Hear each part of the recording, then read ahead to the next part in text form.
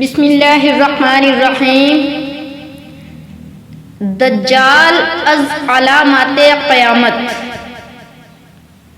دجال یہودیوں کی نسل سے ہوگا جس کا قد ٹھگنا ہوگا، دونوں پاؤں ٹیڑھے ہوں گے، جسم پر بالوں کی بھرمار ہوگی، رنگ سرخ یا گندمی ہوگا، سر کے بال حبشیوں کی طرح ہوں گے، ناک چونچ کی طرح ہوگی، بائیں آنکھ سے کانا ہوگا، دائیں آنکھ میں انگور کے بقدرے ناخنا ہوگا، اس کے ماتھے پر کاف، الف، فے اور رے لکھا ہوگا، جسے ہر مسلمان بآسانی پڑھ سکے گا۔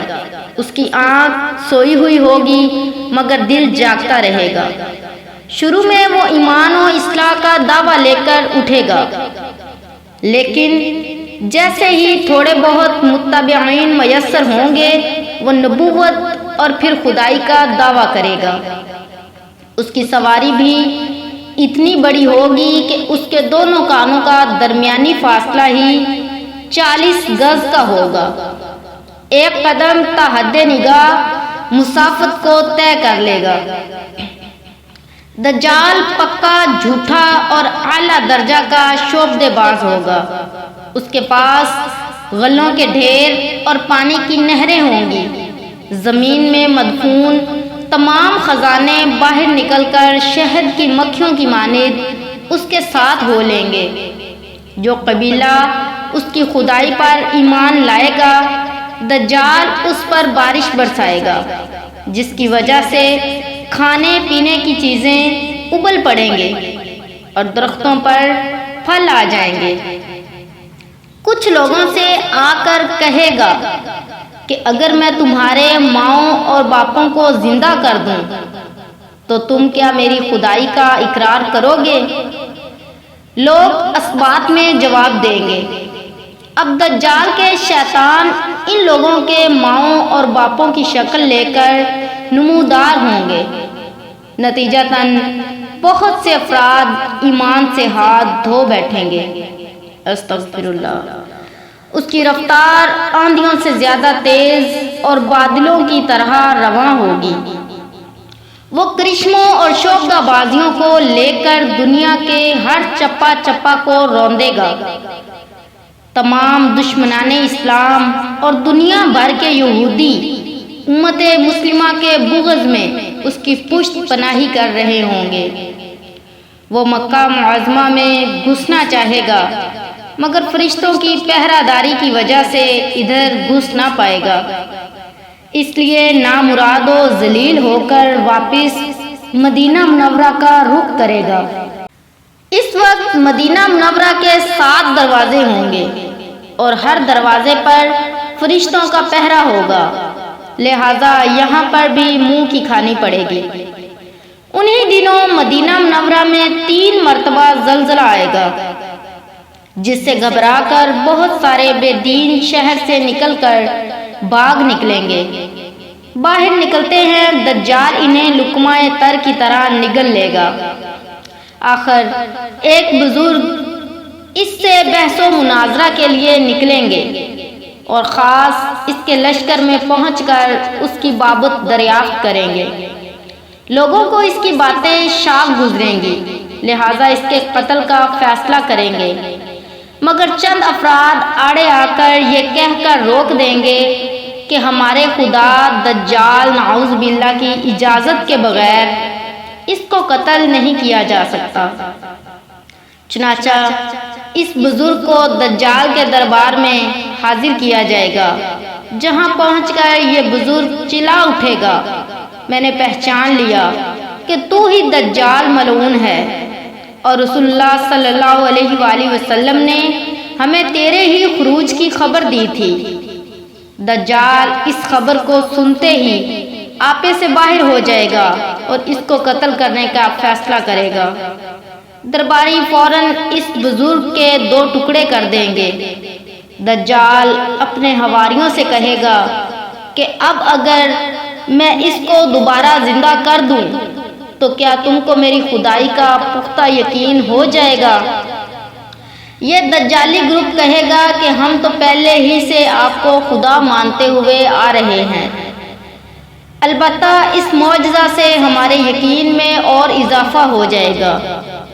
دجال اس بزرگ کے دونوں ٹکڑوں کو اکٹھا کر کے زندہ کرنے کی کوشش کرے گا۔ ادھر وہ بزرگ بوجہ حکم الہی کھڑے ہو جائیں گے اور کہیں گے اب تو مجھے اور زیادہ یقین آ گیا ہے کہ تو ہی دجال ملعون ہے۔ وہ جھنجھلا کر دوبارہ انہیں ذبح کرنا چاہے گا، لیکن اب اس کی قوت سلب کر لی جائے گی۔ دجال شرمندہ ہو کر انہیں اپنی جہنم میں جھونک دے گا، لیکن یہ آگ ان کے لیے ٹھنڈی اور گلزار بن جائے گی۔ اس کے بعد وہ شام کا رخ کرے گا، لیکن دمشق پہنچنے سے پہلے ہی حضرت امام مہدی علیہ السلام وہاں آ چکے ہوں گے۔ دجال دنیا میں صرف 40 دن رہے گا، ایک دن 1 سال، دوسرا دن 1 مہینہ اور تیسرا دن 1 ہفتہ کے برابر ہوگا۔ بقیہ معمول کے مطابق ہوں گے۔ حضرت امام مہدی علیہ السلام دمشق پہنچتے ہی زور و شور سے جنگ کی تیاری شروع کر دیں گے، لیکن صورتحال بظاہر دجال کے حق میں ہوگی، کیونکہ وہ اپنے مادی و افرادی طاقت کے بل پر پوری دنیا میں اپنی دھاک بٹھا چکا ہوگا۔ اس لیے عسکری طاقت کے اعتبار سے تو اس کی شکست بظاہر مشکل نظر آ رہی ہوگی، مگر اللہ کی تائید اور نصرت کا سب کو یقین ہوگا۔ حضرت امام مہدی علیہ السلام اور تمام مسلمان اسی امید کے ساتھ دمشق میں دجال کے ساتھ جنگ کی تیاریوں میں ہوں گے۔ تمام مسلمان نمازوں کی ادائیگی دمشق کی قدیم شہرائے آفاق مسجد میں جامعہ عمومی میں ادا کرتے ہوں گے۔ ملی شہرازہ لشکر کی ترتیب اور یہودیوں کے خلاف صف بندی کو منظم کرنے کے ساتھ ساتھ حضرت امام مہدی علیہ السلام دمشق میں اس کو اپنی فوجی سرگرمیوں کا مرکز بنائیں گے،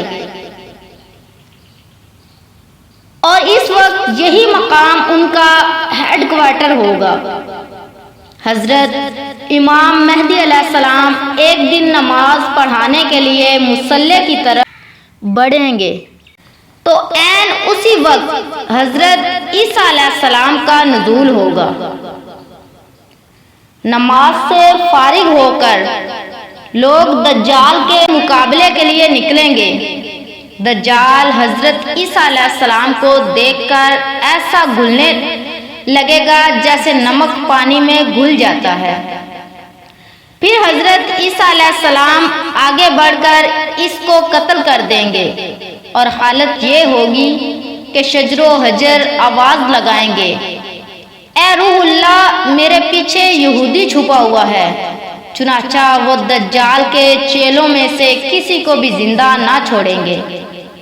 پھر حضرت عیسیٰ علیہ السلام صلیب کو توڑیں گے، یعنی صلیب پرستی ختم کریں گے۔ خنزیر کو قتل کر کے جنگ کا خاتمہ کریں گے، اور اس کے بعد مال و دولت کی ایسی فراوانی ہوگی کہ اسے کوئی قبول نہ کرے گا، اور لوگ ایسے دیندار ہو جائیں گے کہ ان کے نزدیک ایک سجدہ دنیا ما فیہا سے بہتر ہوگا۔ مسلم، احمد بن ابن ماجہ، ابو داؤد، ترمذی، طبرانی، حاکم احمد۔ اللہ تعالیٰ تمام مسلمانوں کا ایمان سلامت رکھے، آمین ثم آمین یا رب العالمین۔ یاد رہے کہ فتنہ دجال سے آگاہی تمام انبیاء علیہ السلام کی سنت ہے، جبکہ آج یہ سنت مٹ چکی ہے، لہٰذا اس سنت کو زندہ کرتے ہوئے اس ویڈیو کو بار بار پڑھیں، سنیں اور دوسروں تک پہنچائیں۔